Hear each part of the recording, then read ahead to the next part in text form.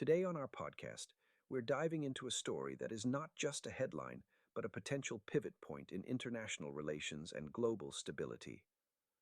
President Donald Trump's escalating campaign to acquire Greenland has taken a dramatic turn, as he threatens to impose a 10% tariff on imports from 8 key European nations, including Denmark, Norway, and Germany.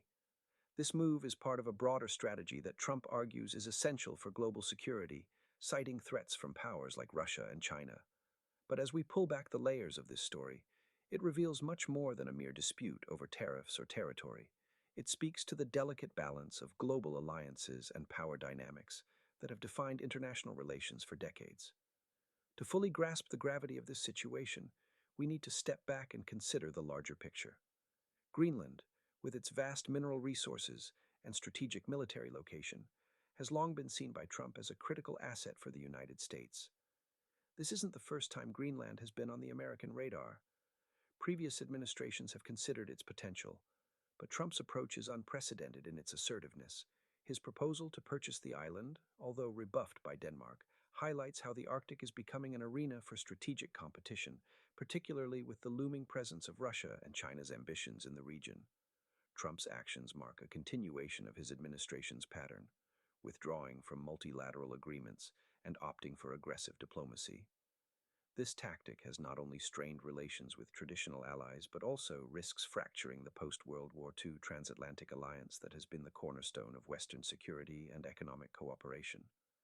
The introduction of tariffs against these European nations, seen as a coercive measure to sway them on the Greenland issue, has ignited outrage and prompted urgent discussions among European leaders.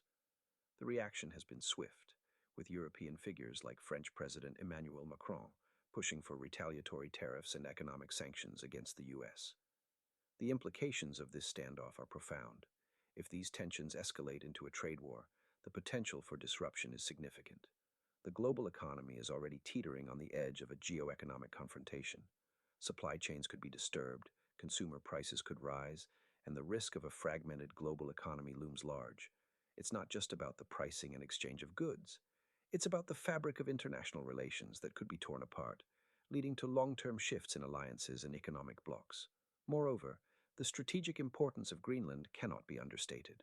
The island's resources, particularly rare earth minerals crucial for technology and renewable energy, make it a geopolitical flashpoint. In the context of climate change and the melting Arctic ice, control over Greenland is not just about territorial expansion. It represents a broader contest for influence and resources among major powers. This is a scenario where unilateral actions have the potential to trigger conflicts that extend beyond the Arctic, affecting global stability. The potential deployment of U.S. troops, coupled with reports of Canadian military involvement to support European presence in Greenland, adds a military dimension to this geopolitical chess game. This militarization risks further destabilizing the region and highlights how quickly economic disagreements can spiral into military confrontations. The possibility of seeing troops stationed as a show of force, even if not in direct conflict, reflects a broader pattern of military posturing that is increasingly characterizing international disputes. Domestically, this situation poses significant risks for the U.S. economy and political landscape.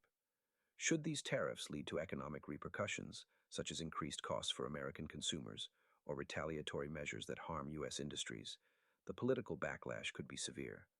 It brings into question the sustainability of such an aggressive foreign policy approach, especially if it results in economic pain for voters. Europe's response, on the other hand, could lead to greater unity among EU nations. Faced with what they perceive as U.S. bullying, European countries might strengthen ties with non-Western powers, potentially creating new alliances that challenge traditional Western dominance. This shift could not only weaken NATO, but also embolden authoritarian regimes that are eager to exploit divisions within the West. In conclusion, this story about Greenland is not just a tale of territorial ambition or economic sanctions. It is a microcosm of the broader tensions reshaping our world. As we move forward, the challenge will be to navigate these complex interactions with diplomacy and cooperation, rather than confrontation and coercion. The stakes are high, and the consequences of missteps could reverberate for years to come. It's a reminder that in our interconnected world, the actions of a single nation can impact the global community in profound and unpredictable ways.